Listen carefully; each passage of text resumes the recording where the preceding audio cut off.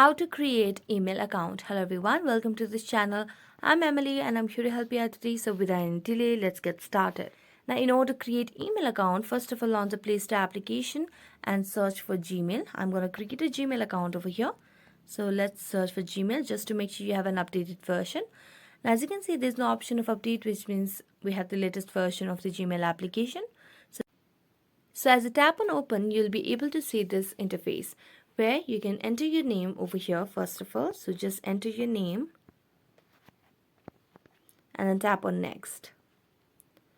As you do that, you need to enter your birthday and gender as well. And then select your gender. Then tap on next. And here you need to just enter your username. You can make it whichever way is possible or which is available for you. And then tap on next. So here if it's taken, it will show that this username is taken, so you need to try another. So here it gives suggestions as well, and then tap on next, and here you need to create a strong password, and after that you'll be able to create your email account. So that's it. Thank you so much for watching this video. See you next time.